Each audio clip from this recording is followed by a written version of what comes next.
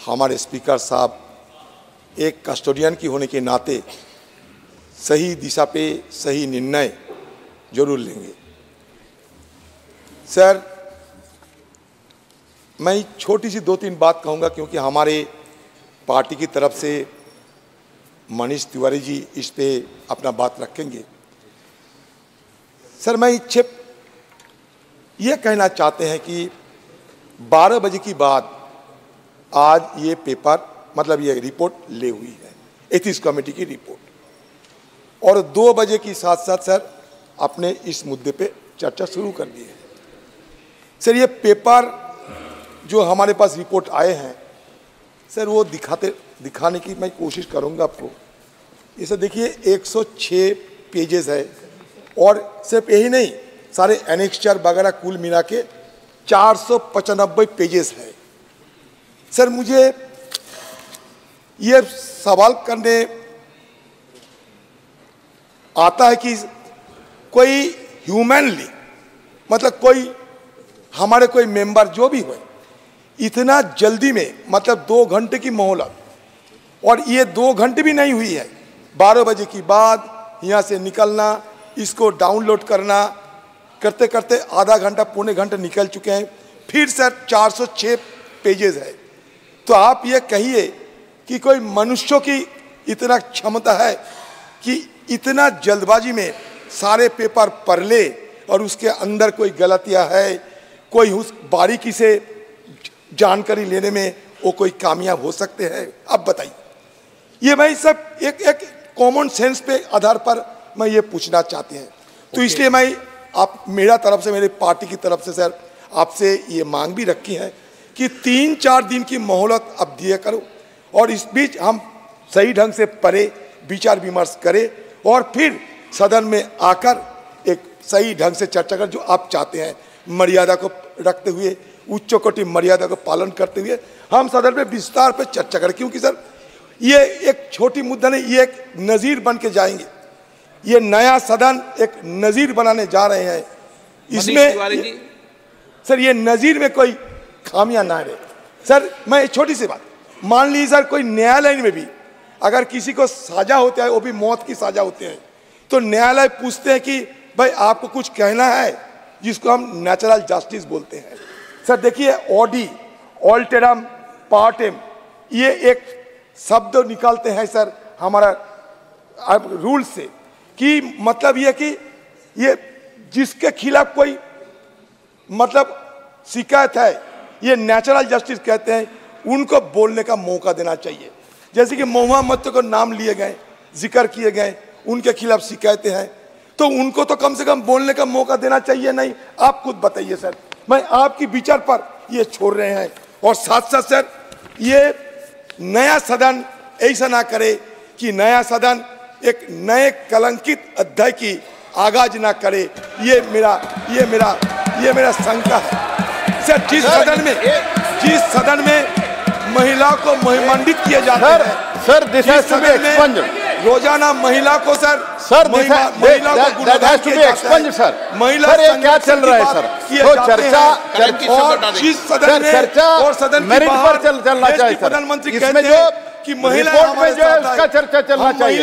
और जब 2005 में 10 लोगों को निष्कासित किया गया था, उसी दिन रिपोर्ट दिया गया था, और उस टाइम भी 10 लोगों को इधर अपने बात रखने का मौका नहीं दिया गया था। ये रिकॉर्ड पर है। आज जहां तक मैं जानता हूं, उस माननीय सोमनाथ चटर्जी ने उसके ऊपर रूलिंग दिया गया था। ये क्या बात करे, और कलंकित वगैरह जो हुआ है, सारे देश इतना बड़ा वाइब्रेंट डेमोक्रेसी, इतना बड़ा दुनिया के सबसे बड़ा डेमोक्रेसी, अभी हमारे पूरा डेमोक्रेसी का जो एक कलंक है, वो कलंक के बारे में वो बात करो। सुनने का हिम्मत नहीं है, क्या करें?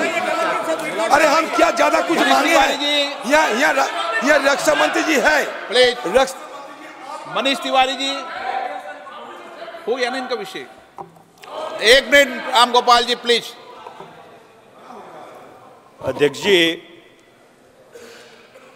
मुझे 31 साल वकालत करते हो गए और कई बार ऐसा मौका आया है कि जल्दी में बहस करनी पड़ती है, पर शायद आज पहली बार किसी कागज़ को बगैर संज्ञान में लिए मैं बहस करने के लिए खड़ा हुआ। ये बड़ी विडंबना है कि 12 बजे पटल के ऊपर रिपोर्ट रखी जाती है और 2 बजे उसकी बहस लगा दी जाती है। जैसे अधीर रंजन जी ने कहा, heavens would not have fallen, आसमान नहीं गिर जाता अगर 3-4 दिन हमको दे दिए जाते कि इस कागज़ को, ये जो रिपोर्ट है, इसको संज्ञान में लेकर, इसको पढ़कर अपनी बात एक अच्छे ढंग से हम इस सदन के समक्ष रख सकते, क्योंकि एक बहुत ही संवेदनशील मामले के ऊपर ये सदन फैसला करने जा रहा है। पर अध्यक्ष जी, मैं 4-5 चीज़ें जो बहुत ही बुनियादी हैं और जो नेचुरल जस्टिस से और जो मौलिक अख्तियार हैं उनसे जुड़ी हुई हैं, उसके ऊपर मैं ज़रूर अपनी बात कहना चाहता हूँ।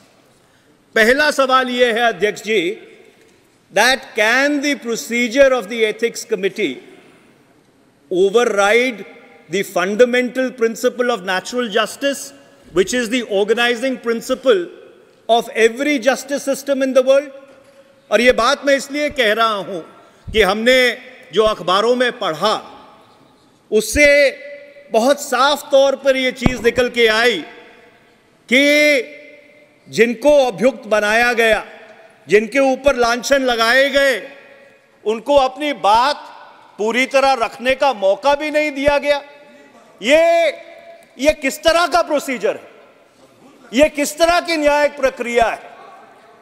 और इसलिए ये जो फंडामेंटल प्रिंसिपल है नेचुरल जस्टिस का, कि जिस व्यक्ति के ऊपर आरोप लगाए जाते हैं, जिसको अभियुक्त बनाया जाता है, उसको अपनी पूरी बात कहने का मौका मिलना चाहिए, और जिस व्यक्ति ने आरोप लगाए हैं उसको क्रॉस एग्जामिन करने का मौका मिलना चाहिए। और जहां तक मेरी जानकारी है, जिन लोगों ने आरोप लगाए हैं, ना सुश्री महुआ मित्रा को और ना उनके किसी वकील को उनको क्रॉस एग्जामिन करने का मौका दिया गया।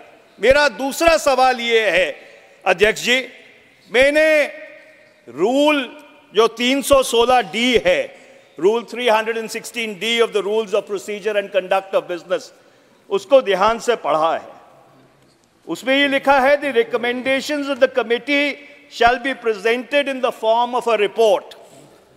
अब मैं एक बुनियादी सवाल पूछना चाहता हूं कि फौजदारी के कानून में 2 चीजों में फर्क है, कन्विक्शन और सेंटेंसिंग में फर्क है। जो एथिक्स कमेटी है वो ये तो सिफारिश कर सकती है कि कोई व्यक्ति गुनाहगार है या बेगुनाह है, पर एथिक्स कमेटी ये सिफारिश नहीं कर सकती कि उसको दंड क्या दिया जाना चाहिए। This is a fundamental distinction. That power lies with this house. The ethics committee at best can make a recommendation that whether a person is guilty or a person is innocent. It is this house sitting as a jury which has the powers to decide the quantum of punishment, Mr. Speaker. So therefore, the recommendation of the ethics committee is fundamentally flawed in my respectful submission. Okay. तीसरा अध्यक्ष जी, आज सारी पार्टियों ने 3 line whip issue किया है। मैं एक बुनियादी प्रश्न पूछना चाहता हूं। Today this house is sitting as a जज and a jury in an impeachment proceeding, or when you are considering the report of the privileges committee, or you are considering the report of the ethics committee, can a party direct its members to vote in a particular way? Can a whip even be issued? Because this is like directing a judge to decide a matter in a particular manner. This is a complete diversity of justice. First of all, Mr. Speaker, sir, this house should be adjourned. All the whips should be withdrawn from all the sides, because we are not sitting as ordinary members of this house. we are sitting as judges in a jury in order to decide the fate of one of our honorable colleagues, and I am afraid that cannot be done through whip-driven tyranny. Okay. So therefore, अध्यक्ष जी अभी मैं खत्म नहीं हुआ, अभी तो बुनियादी सवालों के ऊपर हूं, रिपोर्ट पे तो मैं आया भी नहीं हूं, जरा सुन लीजिए क्योंकि ये बहुत ही बुनियादी सवाल है। मैं अगला सवाल आपसे ये पूछना चाहता हूं। आप संसद में कर रहे हैं या कोर्ट में डिबेट कर रहे हैं? बिकॉज ये कोर्ट है अध्यक्ष जी। अध्यक्ष जी, today we are sitting as a court. We are not sitting as parliament. Today we are sitting as judges to decide the fate of one of our colleagues. We are not sitting as parliament today. We are sitting as a judge and a jury. There is a fundamental distinction between the two. Please, एक minute, माननीय सदस्यगण, ये संसद है, ये court नहीं है। ये आप सीनियर हैं, आप क्या बोल रहे हैं ये आप देखें, आपके बहुत विनम्रता के साथ। 4:30 मैं न्यायाधीश नहीं हूं पार्टनर, अध्यक्ष जी न्यायाधीश नहीं हूं, अध्यक्ष जी सभापति हूं। अध्यक्ष जी, मैंने पिछले 4.5 पौने 5 साल में कभी आपकी बात नहीं काटी। आपकी हर रूलिंग को सर माथे पर रखा है, पर आज ये दुर्भाग्यपूर्ण बात है, पर मुझको आपसे डिसएग्री करना पड़ेगा क्योंकि आज हम एक संसद के रूप में नहीं बैठे हैं। Today we are sitting as a jury, we are sitting as judges to decide the fate of one of our colleagues. My next question, Mr. Speaker, sir. माननीय सदस्य, एक प्लीज, इस जुडिशली में और सभा में अंतर है। आप वरिष्ठ अभिवक्ता हैं, मैं यहाँ निर्णय नहीं कर रहा, यहाँ निर्णय सभा कर रही है। आप गलत तरीके के तर्कों को यहाँ पर मत रखिए। ये रिकॉर्ड में जाती है चीजें, आप गलत तरीके से। मैं न्यायाधीश नहीं हूं, मैं सभापति हूं और निर्णय करेगी सभा, निर्णय करेगी। और हमने किसी के लिए ऐसे ही आपने कहा, इसलिए आपने मेरी बात थोड़ी कहा है कि ऐसे ही वोट करो। हमने तो विप किया प्रेजेंट करने के लिए। एक मिनट प्लीज, एक मिनट बैठे। ये सभा निर्णय कर रही है और जब सभा निर्णय करती है तो सभा निर्णय करती है। प्लीज। मैं बहुत अदब और सत्कार के साथ एक बात पूछना चाहता हूं, क्या एक न्यायमूर्ति को या न्यायाधीश को यह कहा जा सकता है कि नहीं be directed to decide in a particular manner? आप 10th शेड्यूल के तहत जब व्हिप इशू करते हैं, you are virtually directing your members to decide in a particular manner. This is the complete antithesis of natural justice. It is the complete antithesis of natural justice. The fundamental principles of natural justice are being thrown to the winds in this house. I would urge you, Mr. Speaker, sir, that the whip needs to be withdrawn because we are sitting as a jury. The whip needs to be withdrawn. आप अभी सुनो। अध्यक्ष जी, मैंने अपनी जिंदगी में कभी ऐसा नहीं देखा है कि जब कोई सभा न्याय करने बैठी हो, न्यायमूर्ति के रूप में बैठी हो, तो एक व्हिप के माध्यम से उनको यह हिदायत दी जाए कि आपको फैसला एक तरीके से करना है, अपना विवेक, अपना कॉन्शियंस, अपना सेंस ऑफ जस्टिस इस्तेमाल करके नहीं करना, एक पर्टिकुलर तरीके से फैसला करना है। हीना गावित जी, मैं अध्यक्ष जी अगली बात पे आता हूं। एक मिनट, आप कंक्लूड कर दो। अध्यक्ष जी, संविधान की धारा 105, article 105 of the Constitution gives powers, privileges and immunities to members of Parliament. I want to read out Article 105(2). Mr. Speaker, sir, Article 105(2) says, no member of Parliament shall be liable to any proceedings in any court in respect of anything said or any vote given by him in Parliament or any committee thereof, and no person shall be so liable in respect of the publication by or under the authority of either House of Parliament of any report, paper, vote or proceedings. Mr. Speaker, sir, 105(2) was inserted into the Constitution in order to give complete immunity I stress the word complete immunity to a member for anything said or done in the House. And he cannot even be, his conduct cannot even be called into question in a court of law. So the question is, when your conduct cannot be called into question in a court of law, can your conduct be called into question in this August chamber? Can this... माननीय सभापति महोदय, बहुत दुख हो रहा है कि आज हमें ऐसे विषय पर यहाँ एक सेकंड, हाँ बोलिए, ले दीजिए। अध्यक्ष जी, my humble submission is, can this August House override the founding document of India which has brought this House into existence? And the answer is no. Article 105(2) gives immunity, absolute immunity for anything done in the House. And my last point, Mr. Speaker, sir, when the Supreme Court of India interpreted Article 105(2) in P.V. Narasimha Rao's case, they clearly and absolutely said that anything done in this House, even if it is allegedly actuated by bribery, cannot be called into question in any court of law. So therefore, Mr. Speaker, sir, these proceedings should not have been held, and I would urge you to withdraw. महोदय, बहुत दुख हो रहा है कि आज हमें ऐसे विषय पर यहाँ संसद में चर्चा करनी पड़ रही है। हमारे विरोधी पार्टी के साथियों ने कहा कि एक ही दिन में रिपोर्ट लाए, एक ही दिन में आप चर्चा लाए, तो उन्हें मैं याद करवा दूं, 2005 में सेम डे रिपोर्ट उनकी सरकार थी, सेम डे रिपोर्ट आया था और 10 सांसदों को सेम डे इन्होंने निकाला था। तो जो हमें सवाल पूछ रहे हैं, उन्होंने यही 2005 में किया था। अभी सर, ये पहली बार उस समय संविधान की धारा 105 नहीं थी।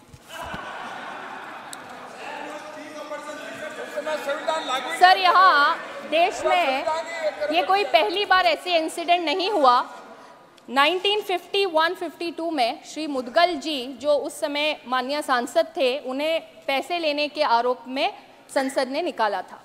और ये आज जो इंसिडेंट हो रहा है, इससे पहले 13 सांसदों को इसी तरह निकाला गया है।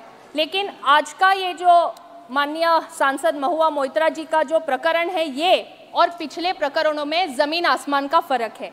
इसमें कंपनी एग्जिस्ट करती है, इसमें बिजनेसमैन एग्जिस्ट करते हैं, और मिस्टर हीरा नंदानी, जिनका नाम रिपोर्ट में आया हुआ है, मैंने तो 2 घंटे में रिपोर्ट पढ़ी है। पता नहीं इतने सब विद्वान यहाँ बैठे हैं, कैसे 2 घंटे में वो रिपोर्ट नहीं पढ़ पाए।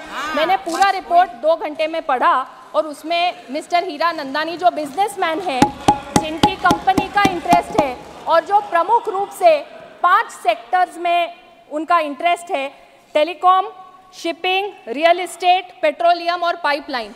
अभी जो माननीय सांसद जिनके विषय पर हम लोग यहाँ चर्चा कर रहे हैं, जब से इस सदन की वो सदस्य बनी है, तब से आज तक उन्होंने 61 क्वेश्चंस पूछे हैं। इस 61 क्वेश्चंस में से 50 प्रश्न उनके इन्हीं 5 सेक्टर्स में इन्हीं मिस्टर हीरा नंदानी से संबंधित विषयों में पूछे गए हैं। और इतना ही नहीं, तो 47 टाइम्स दुबई से इनका अकाउंट लॉगिन हुआ है, ये भी यहाँ रिपोर्ट में है। 6 बार यूके, यूएस, नेपाल, यहाँ से अकाउंट लॉगिन होके क्वेश्चंस अपलोड किए गए हैं। और ये चीज़ खुद माननीय सांसद महोदया ने एथिक्स कमेटी के सामने ये एक्सेप्ट किया है कि उनका आईडी और पासवर्ड ये उन्होंने खुद मिस्टर हीरा नंदानी को और उनके कंपनी के लोगों को दिया था। तो यहाँ जो नेचुरल जस्टिस की बात कर रहे हैं, उन्हें मैं याद करवा दूं कि एथिक्स कमेटी के सामने माननीय सांसद महोदया को पूरा मौका मिला, उनकी बात रखने का मौका मिला, और मिस्टर हीरा नंदानी जो इस कंपनी के प्रमुख है और जिनके पास से गिफ्ट्स और पैसे लेने के जो आरोप यहाँ पे थे, उसमें मिस्टर हीरा नंदानी ने खुद एफिडेविट कर एथिक्स कमेटी को दिया है। और वो जो एफिडेविट उन्होंने किया है, वो इंडियन एम्बेसी के डेप्यूटी काउंसलेट जनरल जो दुबई में है, उनके सामने शपथ लेकर उन्होंने ये एफिडेविट किया हुआ है। इसी के साथ मैं आपका और पूरे सदन का ध्यान आकर्षित करना चाहूँगी कि यहाँ बार बार जो बात हो रही है कि नेचुरल जस्टिस की, fundamental principle of natural justice की, तो मैं यहाँ बताना चाहूँगी कि अध्यक्ष महोदय, जब हम लोग सांसद बनते हैं, सांसद बनने के बाद हम सबको मेंबर्स पोर्टल पर एक रूल्स के तहत आईडी और पासवर्ड देने का एक फॉर्म मिलता है। हम सभी सांसद, चाहे वो लोकसभा के हो या राज्यसभा के, वो फॉर्म पे साइन करते हैं और उसमें रूल्स में लिखा हुआ है कि हम हमारा आईडी और पासवर्ड किसी को शेयर नहीं कर सकते। ये रूल्स में लिखा है, हर संसद सदस्य उस पर साइन करता है, हम सब ने साइन किया हुआ है। और यहाँ पर जो माननीय सांसद महोदया है, उन्होंने तो खुद ये मान्य किया है कि उन्होंने आईडी पासवर्ड दिया, ये पहली बात। दूसरा, एक ही दिन में उनका अकाउंट लॉगिन होता है दिल्ली में, दुबई में, बैंगलोर में और यूएस में। 4 अलग अलग शहरों से यहाँ पे उनका अकाउंट लॉगिन हो रहा है। तो यहाँ नेचुरल जस्टिस की बात कर रहे हैं, आप खुद रूल्स तोड़ रहे हैं। आप माननीय सांसद हैं, आपने खुद एक फॉर्म साइन करके जो चीज़ आपको कॉन्फिडेंशियल रखनी है वो आप खुद 4 अलग अलग लोगों को शेयर कर रहे हैं। तो ये यहाँ पे उन्होंने खुद यहाँ प्रूव हो चुका है। सर, ये पक्ष या विपक्ष का सवाल नहीं है, ये संसद की मर्यादा का सवाल है। हम पार्लियामेंट्री प्रोसीजर्स को यहाँ रिस्पेक्ट करना ये हमारा काम है। जब यहाँ पे ये कह रहे हैं कि जो भी चर्चा हम यहाँ कर रहे हैं या उनकी तरफ से जो कह रहे हैं, मुझे ये कहते हुए बड़ा दुख हो रहा है कि इस एक घटना के कारण पूरे दुनिया भर में हमारे सांसदों की छवि खराब हो रही है। इससे एक मैसेज ये जा रहा है कि सांसद अपने सवाल खुद नहीं पूछते, कोई और उनको पूछने लगाता है। उनकी चिट्ठी खुद नहीं लिखते, कोई और उनको चिट्ठियाँ लिख के देता है। अपने भाषण खुद नहीं लिखते, कोई और उनको लिख के देता है। और इतना ही नहीं, अगर कोई उनको पैसे दे तो वो जोर जोर से चिल्ला चिल्ला के सदन में सवाल पूछते हैं। इस तरह से सभी सांसदों की इस एक इंसिडेंट के कारण छवि खराब हो रही है। मैं यहाँ आपको ये बोलना चाहूँगी कि माननीय सांसद के इस